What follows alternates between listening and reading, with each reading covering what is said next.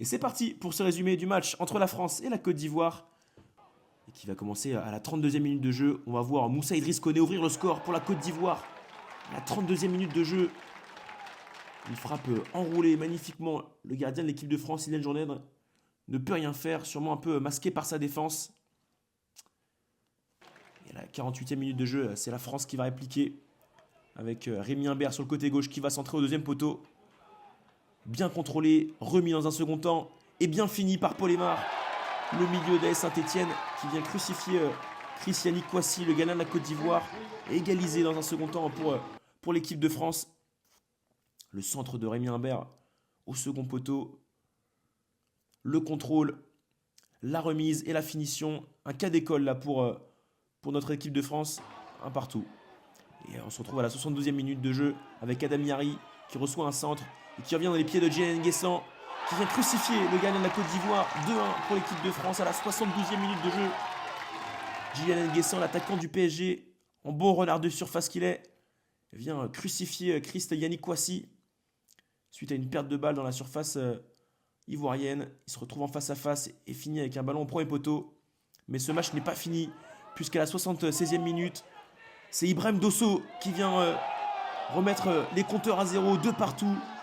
Le numéro 9 de la Côte d'Ivoire, à 5 minutes du terme, qui vient conclure un beau mouvement initié par Youba Koulibaly, un beau centre bien repris qui passe entre les jambes de Ilian Jourdain. Et ce match va se finir de cette manière, de partout entre la Côte d'Ivoire et la France. La France qui peut nourrir des regrets dans ce premier match du Mondial Football Montaigu. Et on se rend à Pouzauges pour le résumé du match entre le Japon et le Mexique dans ce groupe B où c'est les Mexicains qui vont commencer à être dangereux dans cette première période dès la 9e minute de jeu avec cette frappe enroulée de Gaël Garcia entrée de surface là, juste à côté du but japonais. Quelques temps plus tard, à la 61e minute de jeu, c'est Shimon Kobayashi qui va s'illustrer tout seul cette fois-ci avec ce petit piqué qui vient mourir sur la transversale. On n'est pas loin du but du tournoi avec ce numéro de soliste extraordinaire. Un crochet, puis un deuxième dans la surface, un râteau pour éliminer l'adversaire. Et le petit piqué qui vient mourir sur cette transversale. Quel dommage. Et les Mexicains avec ce centre de Cario et la tête de Zambrano, le capitaine. Les Mexicains pleins de réalisme dans ce match. Le capitaine mexicain qui vient délivrer les siens à la 64e minute de jeu avec ce centre bien enroulé de Cario, le numéro 7, qui va dresser un centre à son capitaine entre le 6 mètres et le point de pénalty. Magnifique tête plongeante. 72e minute de jeu, les Japonais n'ont pas dit leur dernier mot avec cette action collective. Talonnade, puis Madjer et Shimon Kobayashi qui vient buter sur le gardien mexicain qui était aux aguets. Quelle action collective de grande classe. On va la revoir. Talonnade. Hop. Dans un deuxième temps, Madjer. Élimination avec un petit extérieur. Frappe dans un deuxième temps. Et le gardien mexicain qui est aux aguets. Et on va rester là à Pouzauges. Entre le Japon et le Mexique. 1-0. Place au match entre l'Argentine et l'Arabie Saoudite dans ce groupe A au Sables d'Olonne. Et dès la 20e minute de jeu, l'Argentine va s'illustrer et ouvrir le score par le biais de Jeronimo Gonzamatar, le joueur des Newell's Old Boys en Argentine. Avec ce mouvement collectif, ce petit centre et ce plat du pied qui vient tromper le gardien saoudien Moussa Ahed. 1-0 pour l'Argentine. Et ça va continuer au Sables d'Olonne, puisqu'à la 51e minute de jeu, le buteur qui va se retrouver au débord de l'action avec ce magnifique extérieur. Ensuite, le dédoublement du défenseur, Moussa Ahed qui repousse. Et encore Geronimo qui vient doubler la mise, lui qui était au départ de l'action et qui en est à sa finition. La petite faute de main de Moussa Ahed qui permet au joueur argentin de marquer le doublé, le numéro 8 argentin qui a bien suivi l'action là. Et on retrouve les Argentins encore à l'attaque à la 77e minute de jeu. Ce mauvais dégagement saoudien qui vient tomber dans les pieds de Juan Cruz Meza, qui se décale et envoie une magnifique frappe dans les cages de Moussa Ahed. Il ne peut rien faire, le gardien saoudien, parce que la frappe est somptueuse.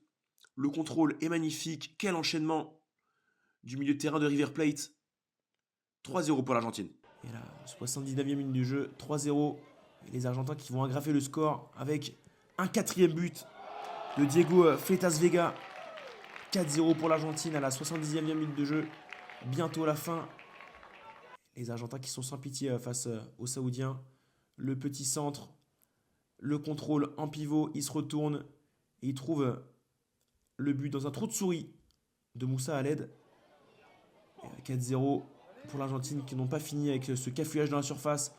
Et encore un 5e but pour l'Argentine à la 83e minute de jeu.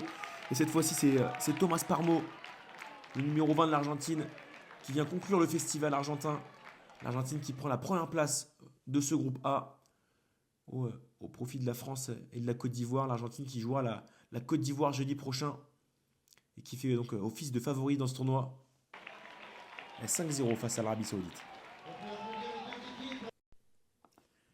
Et on passe désormais au résumé du match entre les Pays de Galles et la République tchèque, ici à Fontenay-le-Comte. À la 20e minute de jeu, c'est le capitaine tchèque qui va ouvrir le score sur un corner. Une première tentative repoussée par la défense galloise. Et c'est bien Martin Kovar qui va ouvrir le score sur sa deuxième tentative sur le petit filet de Hayden Stock, le gardien gallois qui ne peut rien faire au milieu d'une forêt de joueurs. La rage de vaincre du capitaine tchèque. Et c'est qu'à la 80e minute de jeu que Ruben Ferlet va doubler la mise et sécuriser la victoire pour la République tchèque. Suite à un bon service, on va le revoir, de Sebastian Pech dans l'intervalle. Et Ruben Ferlet qui va atomiser le but de Hayden Stock. 2-0 pour la République tchèque. On va en rester là sur ce match à Fontenay-le-Comte. La République tchèque qui prennent la première place de ce groupe, qui vont se disputer jeudi prochain face au Mexique. Et défaite des Gallois qui vont jouer donc face au Japon au prochain match.